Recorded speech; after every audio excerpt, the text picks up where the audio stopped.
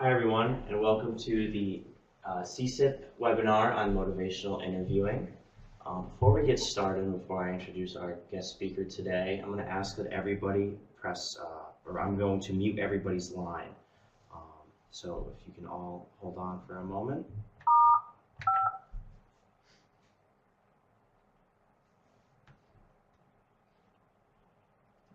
All right, thank you. The CSIP team is happy to introduce Dr. Thomas Broffman today for a webinar on utilizing motivational interviewing to assist your patients to change. Dr. Broffman is a licensed clinical social worker and substance abuse counselor. He is the owner and operator of Broffman Training and Consultation Services and is a regionally known trainer and consultant. His primary expertise has been a motivational interviewing trainer, consultant, and practitioner for over 25 years. He has been involved in motivational interviewing implementation projects, both training and coaching, and family service agencies, a variety of healthcare settings, medication-assisted treatment programs for both adult and adolescent residential care, homeless and housing programs, domestic violence, co-occurring disorders, gambling treatment programs, and day treatments. Dr. Broffman was an assistant professor in the MSW program at St. Joseph's University and was also an assistant professor at Eastern Connecticut State University's BSW program. Dr. Broffman has his BSW and MSW from the University of Pittsburgh School of Social Work and a PhD from Boston College's Graduate School of Social Work.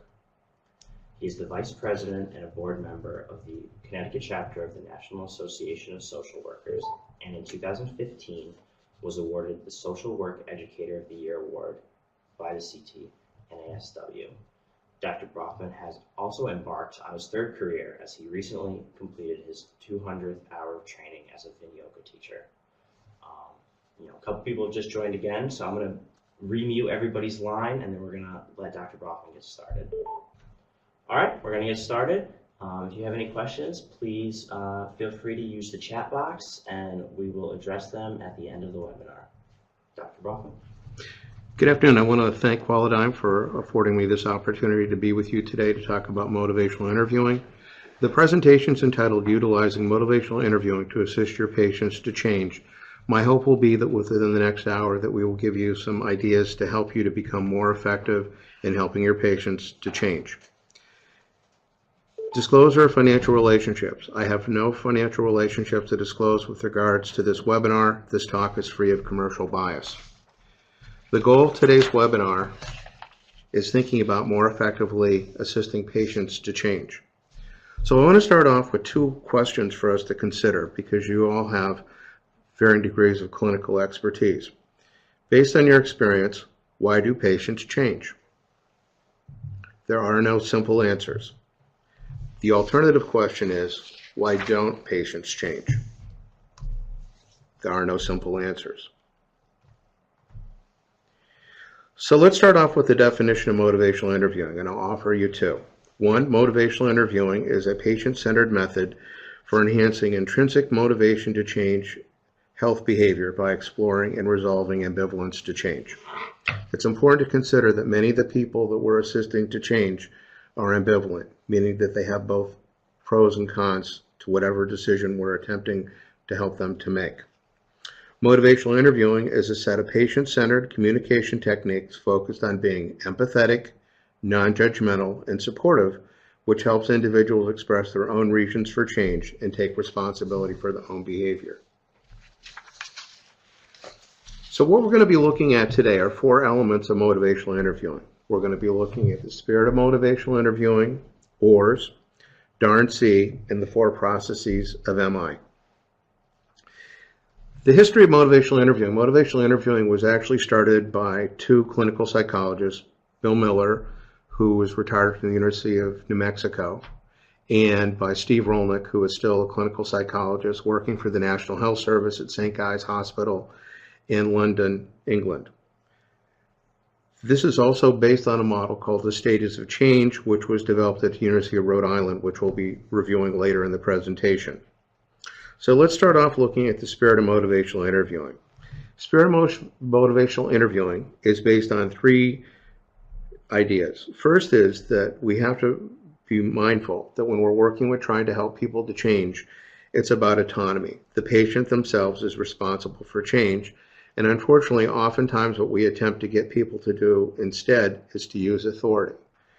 So attempting to motivate somebody to change by attempting to scare them or threaten them is not likely to be very successful. It's also important that we need to focus on collaboration, which is working in partnership with our patients and reminding them that we're in this together, as opposed to confrontation, telling somebody that if you don't stop a particular behavior, you're going to die or become disabled. And a third component is evocation. We need to learn from the patient.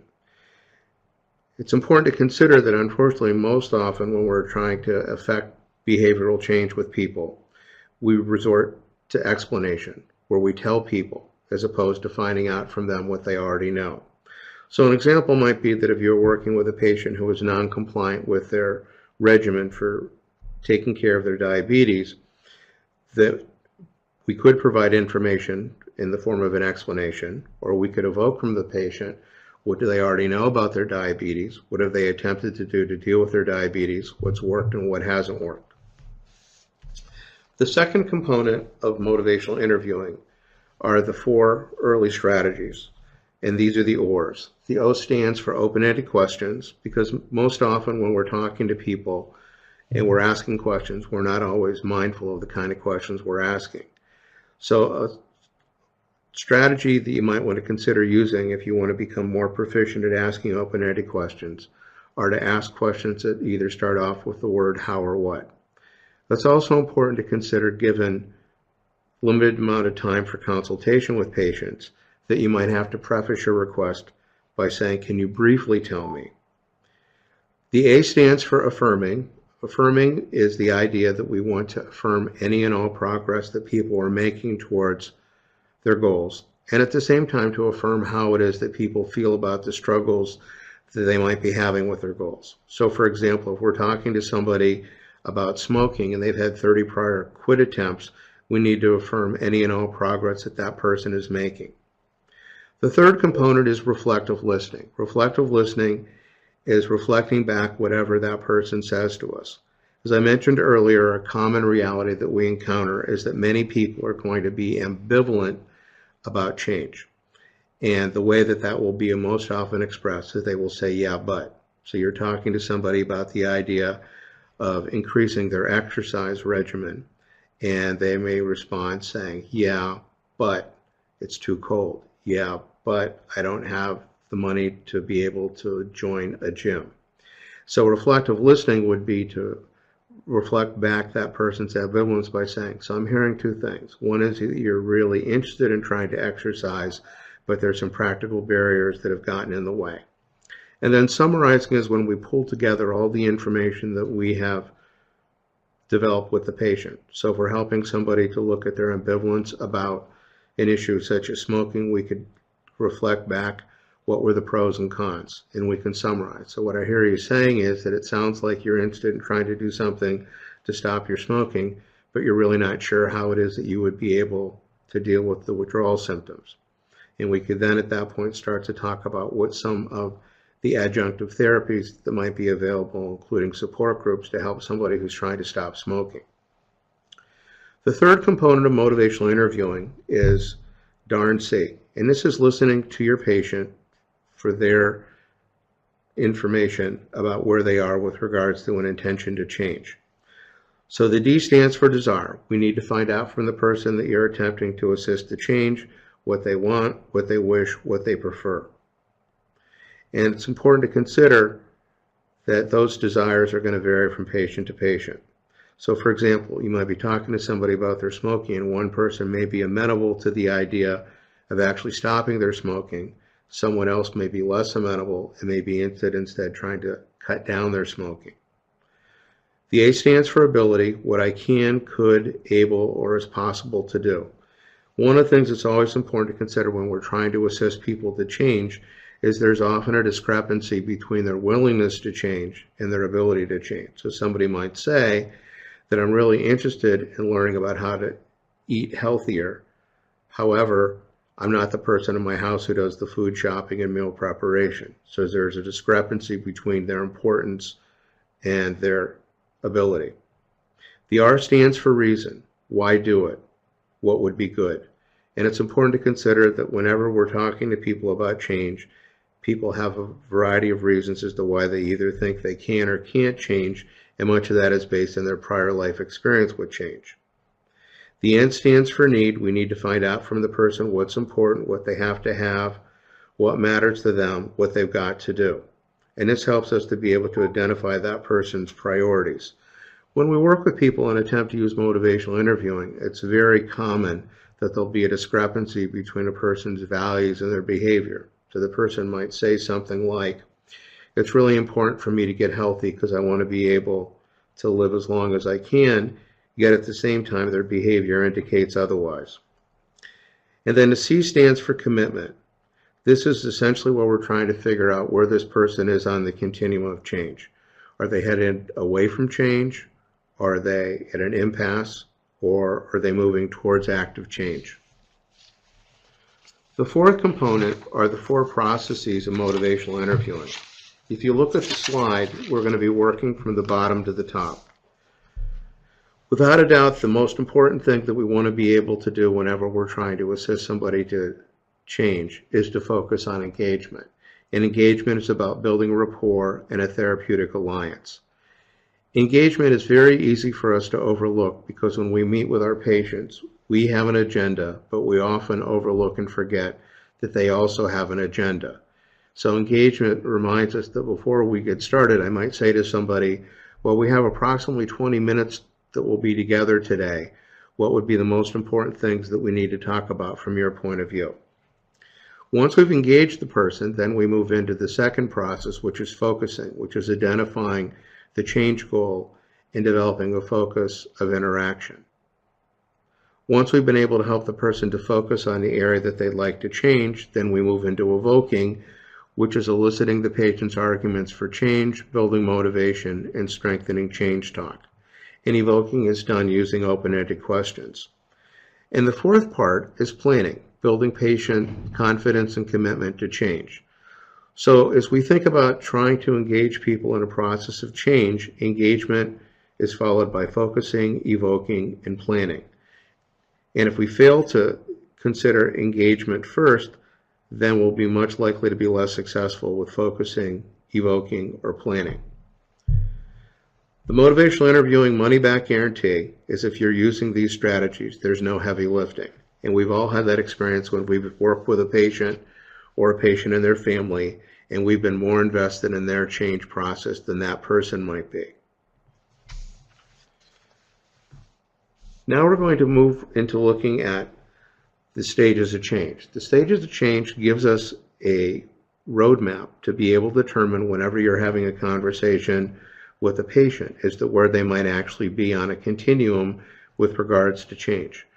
This particular model was developed at the University of Rhode Island back in the late 70s and early 80s by Jim Prochaska, John Norcross, and Carlo Di Clementi, based on their research they had done trying to understand why it is that some patients are able to be successful at stopping smoking, some people are somewhat successful, and some people are not successful at all. If you notice the shape of the model, it's circular, which implies that this is a process that's going on constantly within the life of the person that you're working with. If you look in the middle, you'll notice that there is a stage called relapse, which has arrows on it pointing in all directions. That's to remind us that relapse is often a part of the process of change for many of our patients. Patients come in seeking consultation because they've had a relapse and they've either been able to initiate change and been successful, but they have struggled with being able to sustain those changes. So it's important to realize that relapse is not always to be viewed as a failure, but instead a relapse could be a renewed opportunity for that particular person to change. So we're going to start off and go through each of these stages in some detail. And what I think would be helpful as we go through this would be to think about patients that you're currently working with or patients you've worked with, and think about if you can identify somebody in terms of what stage of change they might be in. It's also important to consider that when you work with any one particular patient, they often have multiple issues going on, so we need to be thinking about what stage of change they might be in for all those issues. So for example, you might be working with somebody now who's undergoing cardiac rehab, having had a heart attack, and they've actually been able to stop smoking. On the other hand, they're still struggling to be able to initiate a program of regular and consistent exercise or to be able to maintain a diet. So the first stage we're going to look at is pre-contemplation.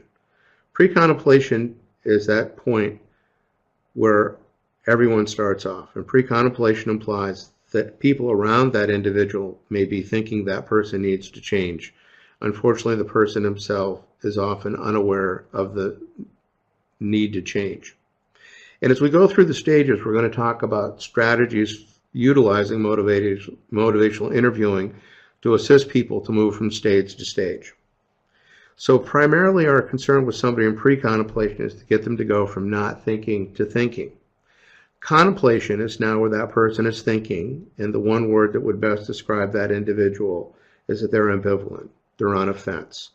They're unsure about whether they want to change or they don't want to change. And one of the realities that we need to be concerned about is not to push or pull them, because in pushing or pulling them, that will engender resistance. So we have to resist the righting reflex. And the righting reflex is simply the idea that when we see somebody on a fence, our inclination as helpers is to want to try to help them to move in a direction that we think would be most therapeutic. If we're able to help somebody to resolve their ambivalence, then they move into preparation, which is where they now start to get a plan for change. Now, as people are moving from preparation to action, I recommend that there are 3 areas that we check in with patients around. One is to find out what the patient's strengths are. Oftentimes people are unaware what their strengths are, so we need to help them to consider what are other struggles that they've had dealing with their health or other issues in their life, and how did they overcome them. Strengths provide a foundation for people to move forward into action. It's also important to consider that many of the patients that we're attempting to assist to change have barriers, so we need to find out what those barriers might be.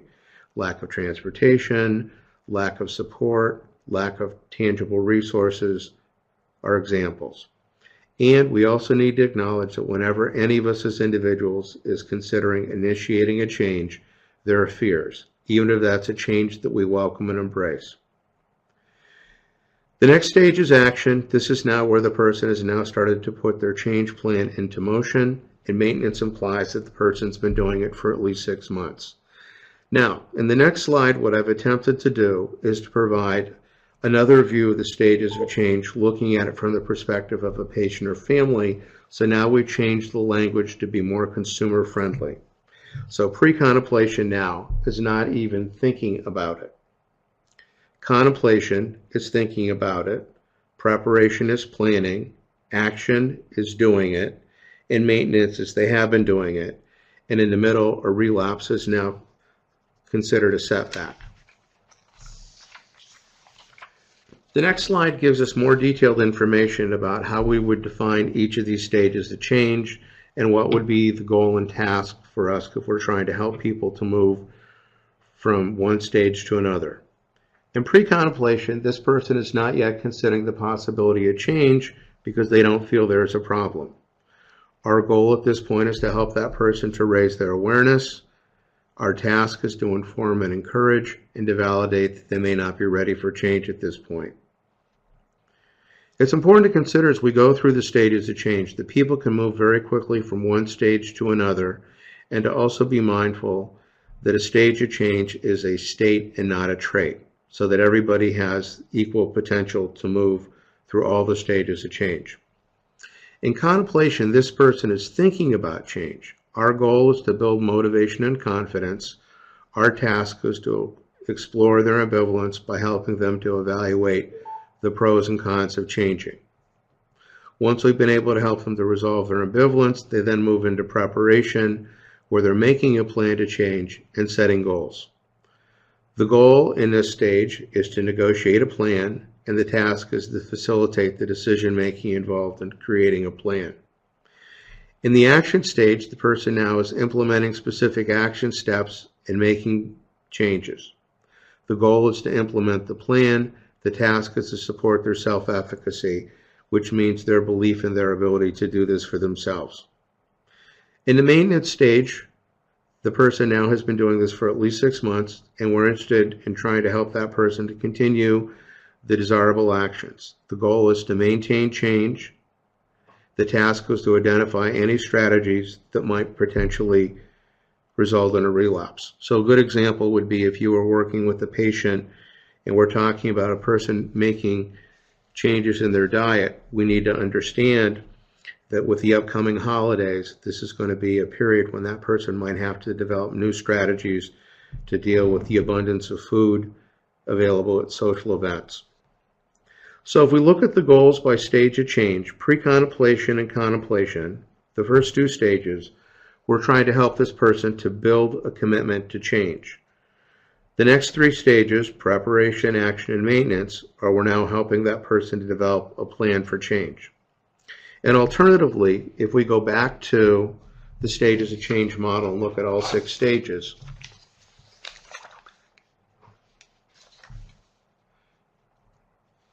if we go back and look, if you look at the first 3 stages of change, at that moment, that person's motivation to change is external. Typically, people are being suggested, recommended to change by someone else. And as we move into action and maintenance, now their motivation moves from external to internal. So now we're going to look at some specific strategies to help people to move from stage to stage. So we're going to start off looking at pre-contemplation. So in pre-contemplation, this person is not even thinking about change. They're not considering the possibility of change because they do not feel there is a problem. And as I mentioned, our goal here is to raise their awareness, to engage, to inform and encourage, and to validate that they're not ready to change.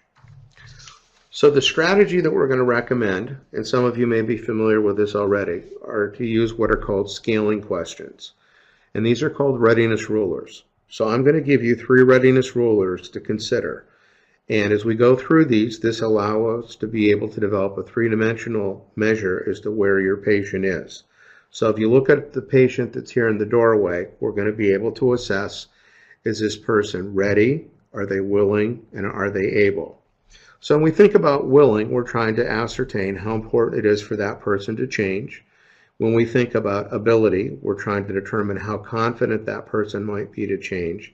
And we think about ready, we're trying to figure out how much of a priority it is for that person. So I'm going to give you a clinical example. One of my previous motivational interviewing implementation projects I was involved with was at the infectious disease clinic at Boston Medical Center. And they were concerned that a number of patients were coming in every year and receiving the diagnosis for the first time of HIV. And unfortunately, many of the patients only came in for a limited number of follow-up visits. So they wanted to utilize motivational interviewing in order to be able to engage and retain these people in care. So one of the programs that I work with was their testing site. I work in the outpatient clinic. I work on the infectious disease ward and with the people who provided home-based care. When I went to the test site, Project Trust, what I discovered is that patients came in, filled out the paperwork, had a specimen drawn, and had to wait 30 minutes to get the result. Imagine being one of those people in that waiting room that day, waiting 30 minutes to get your results. We decided to take that challenge and turn it into an opportunity. This afforded us an opportunity to talk with that patient for the next 30 minutes about the behaviors they were engaging in that led them to come in to get tested before they got their results. So we developed a number of readiness rulers. So we might ask people questions like, on a scale of 1 to 10, how important is it for you to know what your partner's status is? On a scale of 1 to 10, how important is it for you to know where to get condoms and how to use them? So in doing that with a person, we would ask the person on a scale of 1 to 10 where they were. They would give us a number.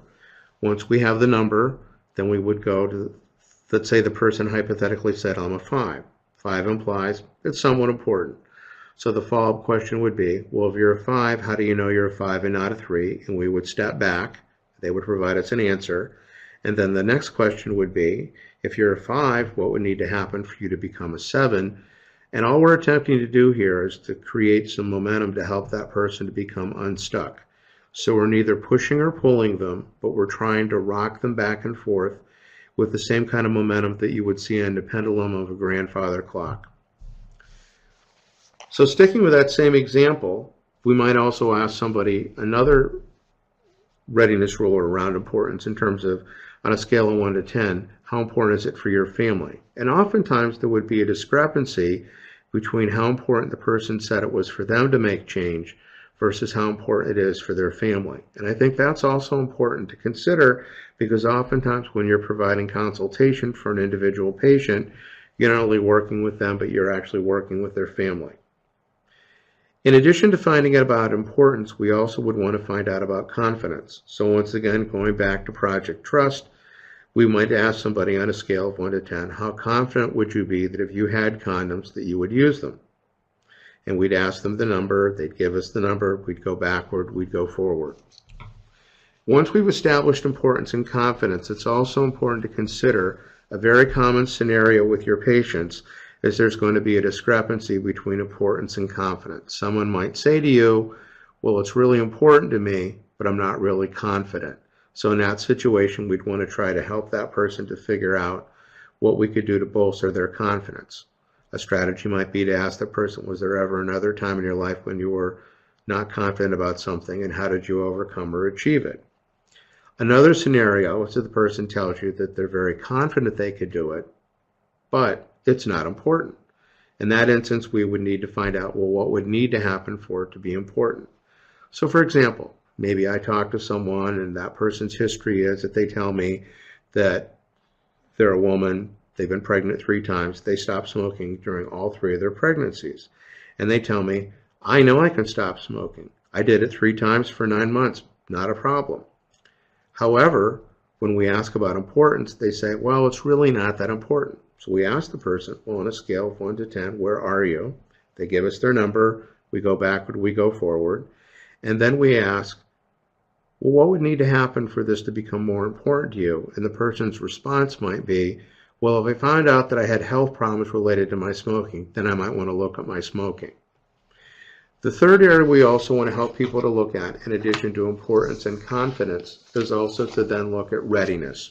So now we're asking about, on a scale of 1 to 10, how ready are you to change? And it's the same strategy. They give us a number, we go backward, we go forward. So once we've been able to engage this person in a conversation going through the readiness rulers, we now have achieved our goal of helping that person to become engaged and to go from not thinking to thinking, because of their talking, they're thinking. Now they're in the contemplation stage. In the contemplation stage, they're thinking about the situation. The issue here is that they're ambivalent. They're on a fence. They have benefits and costs associated with any potential change that we might be asking them to consider. So our goal here is to explore their motivation and confidence to change, to help them to resolve their ambivalence by looking at the pros and cons. So on the next slide, we're looking now at another motivational interviewing tool called the Decisional Balance. Decisional Balance, what we're helping someone to do is to look at what are the benefits and costs of continuing their behavior, and what are the costs and benefits of changing their behavior. And I think it's important to realize that unfortunately what most of us do, with the best of intentions, is we try to get people to look at the cost and benefits of changing their behavior. That strategy is well intended but short-sighted, because it overlooks the important reality that anybody that engages in a behavior gets a payoff. So instead, we need to go back and look at what are the benefits for continuing the behavior.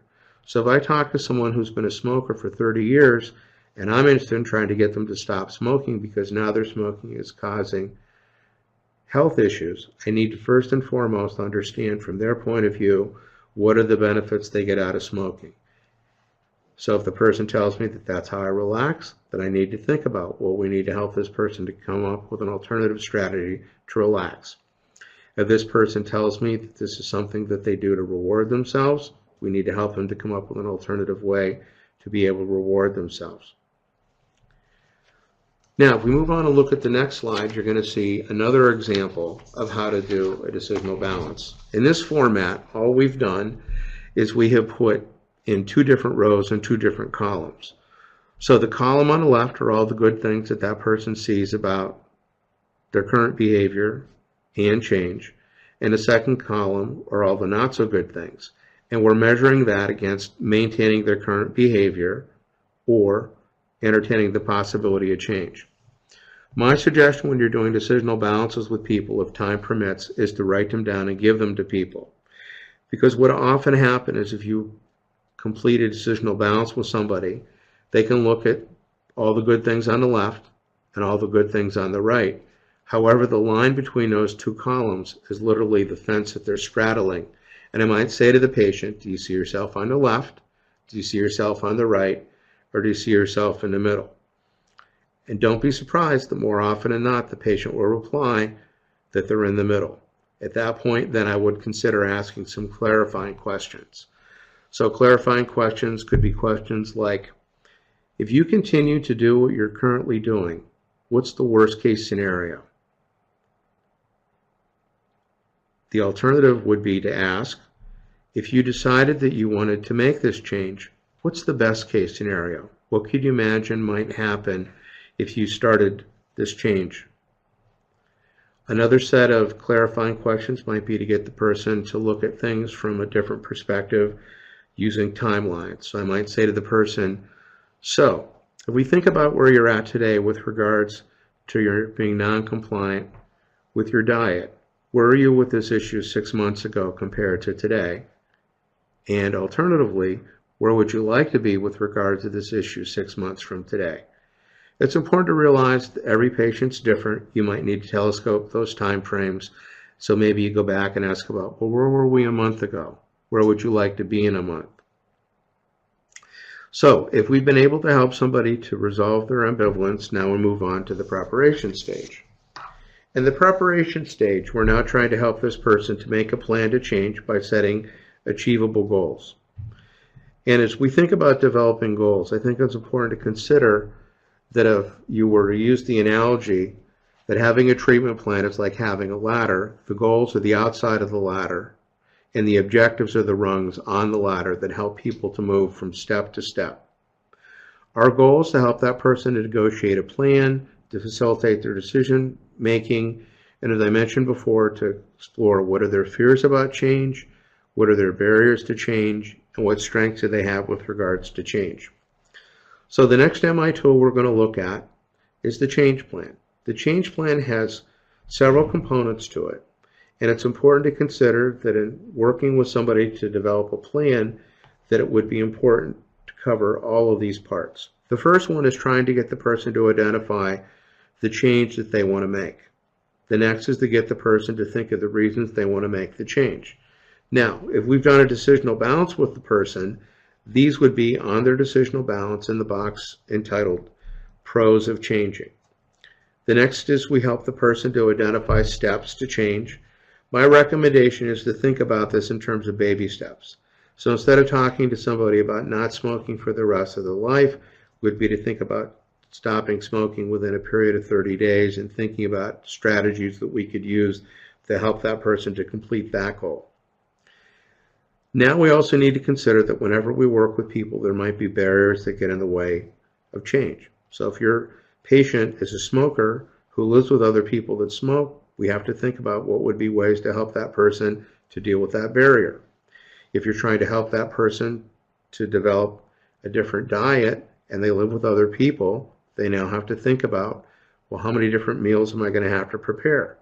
Or might I be able to help the people that I live with to understand the benefit of maybe trying to change their diet as I change my diet? We then have to help the person to come up with solutions to overcome those barriers.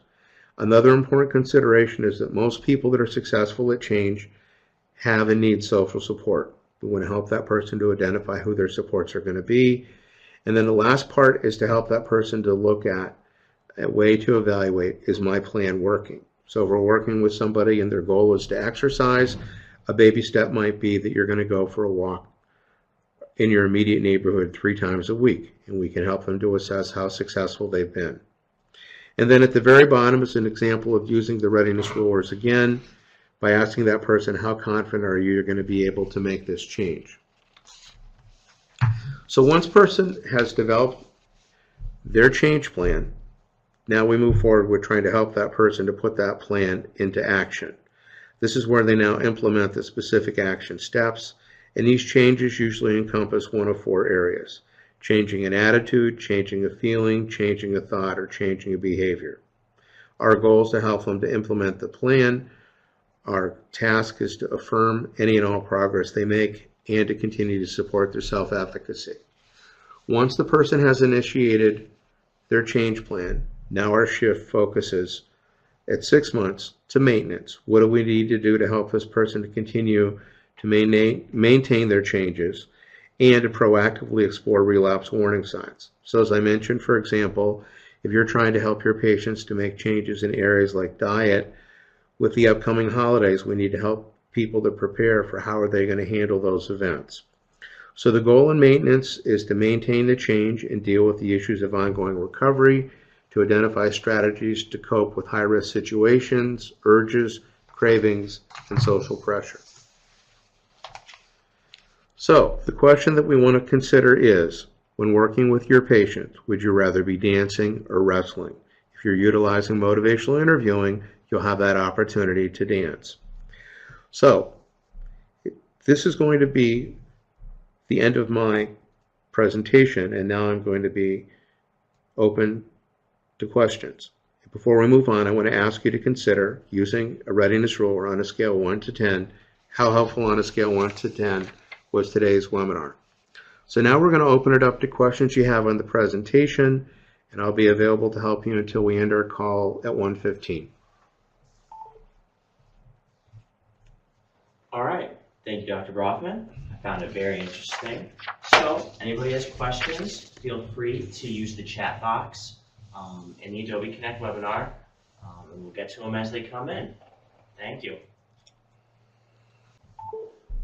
All right, so we had a question come into us, question regarding how do you recommend incorporating this motivational interviewing model into a workflow and then training staff? All right. Well, let me take a look at both parts of that question with you. I think one of the things to consider with regards to workflow is that everybody is under similar constraints with regards to time. And I want to offer to you that I think motivational interviewing can help you to be able to use that time more effectively. And so I would like you to think about considering implementing some of the strategies that we reviewed today. With regards to the larger question about training staff, I actually do motivational interviewing training and would be interested in, assisting people. I've actually done a number of training projects with Hartford Healthcare, and so that it was a way to get people together. We could consider putting together training projects that would afford your staff that opportunity. Awesome, thank you. We had another one come in. So, where do you start with a patient who's had multiple failures and is not motivated? Well, part I'd want to consider would be, once again, your question has a couple different components. When you say that somebody has had multiple failures, that also implies to me that if they're still working with you, they haven't given up yet. So that, even that person that we oftentimes just feel, maybe hopeless or helpless, if they're continuing to work with us, that affords us another opportunity. And I think another thing that's important to consider is that motivation is something that we can help people to develop. And so what I would suggest would be to think about what would be some of the strategies that we reviewed today that you might be able to use with that person. I might want to start off just using some readiness rulers to try to gauge, how important it is for this person to make another attempt, how confident they might be about that, and what they might be ready to do differently now that they may not have done in the past. And just to reiterate, just so nobody forgets where any of these readiness rulers or these processes are, we will be uploading both the recording of today's webinar and the PowerPoint slides to Qualidigm's CSIP LMS. All right. Another question about how many hours in your training program? Well, once again, I will tell you that I've done this in a number of different formats, and it's really up to the, you know, practice that you're looking at. So I would tell you that I think that a lot of the information we talked about today could literally be done within a couple of hours. I think it's also important to consider that my experience is that providing people information about motivational interviewing in and of itself can be helpful. However, it's important to consider that motivational interviewing is a skill, which is why I think it's also important to offer people coaching. And when I do coaching, that means I meet with people and we talk about how they're actually applying it in their work with patients. And we actually have people present cases so we get a chance to hear what kind of challenges and what kind of successes people are having. Dr. Broffman, can you share another example of maybe a great success story that you found? You know, someone who really wasn't looking to change whatsoever, and you know, kind of what your process was to get them to the point they needed to be at. Well, I can think of a couple of examples, and these actually aren't necessarily patients that I work with, but I can tell you I was involved in a multi-year project working up in Massachusetts with residential facilities who were working with people with addictions. And we did the training, and then I would go back and do coaching. And there's one particular program I went to. I encountered one of the patients, and he, said, "What are you doing here?" I said, "I'm here to meet with the staff." And he said, "Oh, this is a really good program." I said, "Really?" He said, "Oh yeah, I'm a chronic relapser." And I said, "Well, what's that mean?" He said, "Oh, I've been in 30 different programs before." So it kind of fits in with your earlier question about what do you do with somebody who's had multiple failures. And I said, "Well, gee, if you've been in 30 programs, you must know a lot about treatment." He says, "Oh, I could tell you some stories." I said, "Well, from your perspective, what makes this program different?" He says, "The staff here really care and they listen to you." And I thought that was a really powerful endorsement for motivational interviewing from a consumer's point of view. Fantastic. So another question, is it a two-way street that the patient has to be willing to be motivated and the staff also has to be engaged? What your thoughts on that would be? Well, I do agree that I think that your perception that it's a mutual process is absolutely spot on. And I think what you have to consider is that as we work with patients, we need to be aware that, we're human and we have ideas and thoughts and attitudes that we bring to work every day. And if I happen to think that a particular person isn't very likely to change, that may impact my ability to be really effective helping people to change. By the same token, I might be working with a patient who might be equally demoralized or discouraged because they've tried to do a number of things in the past and have not been able to either initiate or sustain much success. And I think the key to being successful with people is understanding that if we can become more cognizant of the stage of change they're in, then we can develop interventions that might be appropriate to where that person's at as opposed to where we want them to be.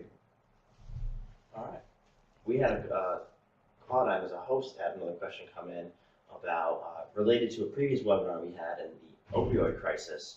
Have you had any successes using motivational interviewing on patients with opioid addictions?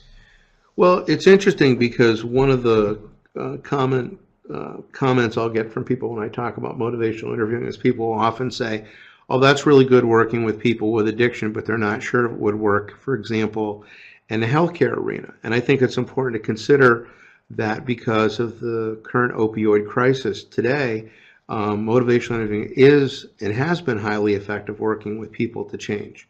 I think it's important to consider if you look at our opioid crisis, there are a number of different factors that are in play. Number one, we have a major problem because of people being overprescribed opioids. We have a number of people that have been maintained on opioids for varying periods of time. When their prescriber shuts them off, they now attempt to buy these pills on the street, which are cost prohibitive. And now they end up switching over to street drugs like heroin. And they find out that heroin is readily available and relatively cheap. And unfortunately, people aren't aware of the inherent dangers. And I think that, if we're going to be able to be successful helping people to deal with the opioid crisis that involves a number of different factors. One is looking first and foremost at prescribing practices. I think another is to consider that many of these people that are being prescribed opioids are dealing with issues like chronic pain, and I think we have to become a lot more aware of what are some alternative strategies to help people to deal with chronic pain other than simply prescribing opiates. Thank you. So, kind of building on that, I personally have a question. How does motivational interviewing I guess, inspire people to change? Would that be a good way to put it, or is that too simplistic? But with like a physical addiction such as an opioid, they need to have the willingness and the efforts to change. How do you use that in conjunction with the medical treatment that they need? Well, once again, I think it's important to look at your patient because, as I mentioned, drugs in and of themselves are not bad, and I don't want to demonize opiates as a class of drugs. I mean, opiates have a very valid, necessary use. Everybody that's on this call today at some point in our life has personal life experience. You've had surgery. You were given opioids post-operatively, and they helped you to be able to recover, and that's important. I think, however, when we think about opiate addiction, we need to think about how is it that these people got involved with opiates. And as I said, a very common theme for many people is they're struggling with chronic pain. And I just, once again, want to be cautionary here that I think we need to become a lot more aware of what are the other options for people that are dealing with chronic pain, TENS units, biofeedback. There's so many things that we could do that are either a supplement to pharmacological or non-pharmacological that we might want to consider. And I think, with regards to opiate addiction, we need to consider that, addiction to opiates happens relatively quickly. You can give basically any person off the street a drug like an opiate, and in a little over a week they can become physically addicted. So we need to help people to be able, to deal with the manifestations of that physical addiction. And for some people that might entertain strategies like, that person going on Suboxone or that person going on methadone, in addition to getting counseling. So that I think it's important to understand, because it's a complex problem, there's not going to be one simple solution. But I think part of it is being able to have dialogue with patients about what are the problems and what are the alternatives to deal with their problems. All right, well, thank you. Looks like we have another one coming in. But any other thoughts you'd like to share today, Dr. Broffman, while we're waiting for some more questions? Another idea that I'd like to, offer to people to think about is we're talking about, using, strategy like motivational interviewing to help people to change, is to realize the key word that I gave you today. And if you don't really remember anything else after the call's over, just think about ambivalence. Think about how many of the people that you're working with are literally sitting on a fence about something, and how if we continue to try to push or pull people in a direction that we feel they need to go, that is done with the best of intentions, but unfortunately often has the worst of results. And instead of doing that, what we might be better served to do would be to help that person to consider with us what are the pros and cons of staying the same and what are the pros and cons of changing, which is really about creating a dialogue with that person about where they are in reference to where they'd like to be. And that's the readiness rulers, correct? That's the decisional balance. Decisional balance. Pros and cons of change, pros and cons of not change. And the readiness rulers are where they're at on that spectrum. That's a strategy you could use in one or two places. To use with people in pre-contemplation to get them to go from not thinking to get them to start talking and thinking with you about how important is this issue, how confident am I, how ready am I, and then also to use that again when they're in preparation. So now you got a plan. How confident are you about your plan? How important is it to put that plan in motion? How ready are you to do it? All right, well, thank you. All right, let's give it a few more minutes for anybody else to share some questions. We'll be waiting on the line, and then we'll see what else comes in. All right, so we did have another question come in. Let me read it out loud.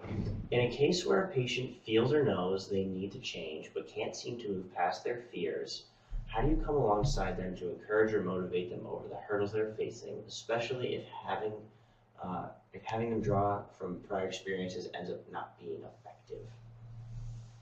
Interesting question. A couple of things to consider in that kind of a scenario would be to first and foremost acknowledge that the fears that they're telling us about are real. And I think it's really important for us to, be empathetic about how challenging it is for anybody to initiate a change. I think it's also important as when we're helping people to look at where they are in relationship to where they'd like to be, that we also have to help them to figure out where they've already been. And that for all the failures that they've had, we also need to help them to consider what have been the successes. And I say that because unfortunately a lot of times when we think about change, we tend to think about things in terms of the absolute. And I think that another term that I want to introduce into the conversation today is the idea of harm reduction. So if I can get somebody that's smoking a pack of cigarettes a day to cut down to 2 cigarettes a day, that's harm reduction. We're making progress, and we need to see that for what it is.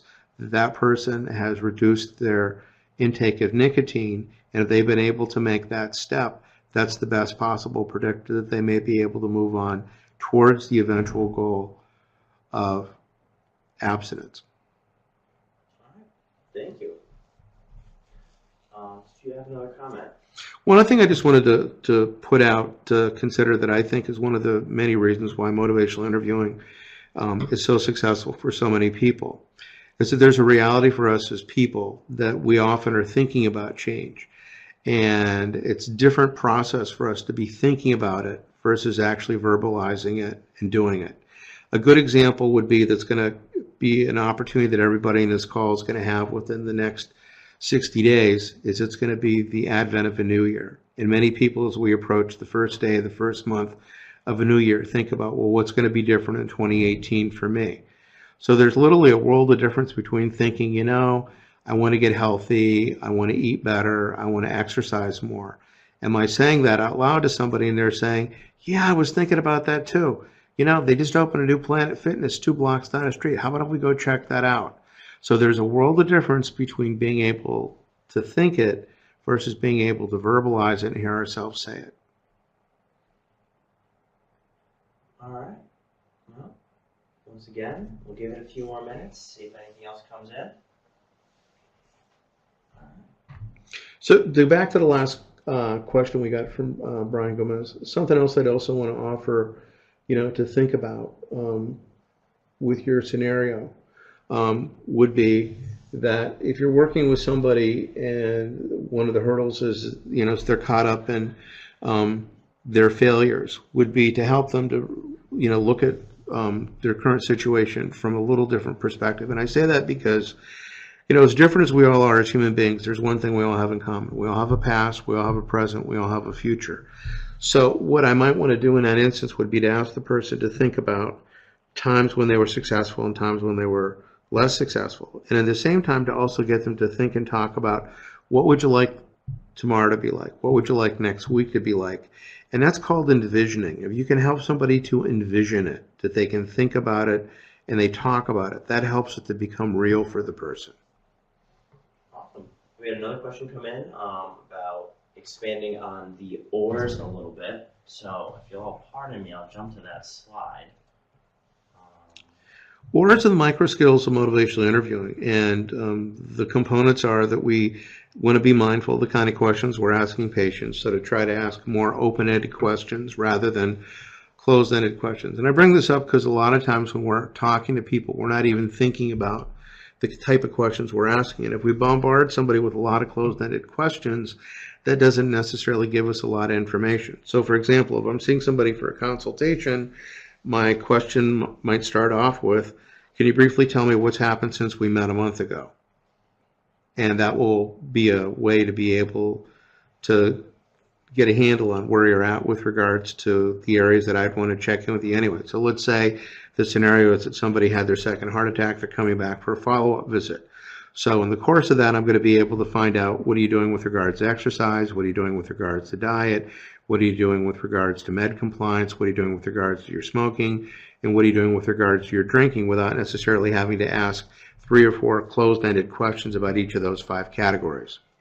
The affirmations are really important because people need to know that we're alongside them. So affirming them affirms that, yeah, it seems like you're really somewhat anxious about the idea of giving up your smoking, and that's pretty normal for somebody to feel that way, particularly somebody who's been smoking for as long as you have. And I bring that up because I think we also have to think in terms of time. If somebody tells me I've been smoking for 30 years, smoking may have been one of the most important relationships in their life. And that may be one of the longest sustained relationships they've ever been in. Reflective listening is our ability to reflect back what that person's saying to us, and summarizing is being able to pull it all together in a meaningful way. So if I'm doing a decisional balance, well, let's take a look at what your pros and cons are for staying the same versus what are your pros and cons for considering change. All right, thank you. This presentation is being recorded, and the instructions, yes, we can repeat the instructions as shared. It'll be on the Qualidigm CSIP LMS, both the recording and the slides. If you don't have access to that yet, I know we have PEs involved, but we also have members of community care teams and community health collaboratives on the line.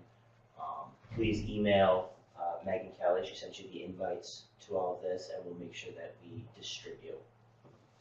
And one thing I'd like to say about training, if there are people on the call today that were actually into training, I think it'd be important to pass it on to Qualidigm, and we'll try to figure out a way where and when we can make that happen for people. Absolutely. All right. Dr. Broffman, I want to thank you for taking the time today to speak with us all. I, for one, learned an immense amount through the webinar, and I hope everybody else did too. So I included my contact information, so if anybody would like to get a hold of me after today's call, you've got my cell and my email, because I realize there might be some people that weren't able to get a question in today, or if you want to find out about training, if, when, and how we're going to do that. So please feel free to reach out and contact me. Absolutely. And if you would also want to reach out to Qualidigm, Megan has the invite, and Megan sent out the invite, and please reach out to her, and we'll make sure that we get in touch with Dr. Broffman as well. All right, I want to thank everybody for joining us today, and hope everybody else has a good day.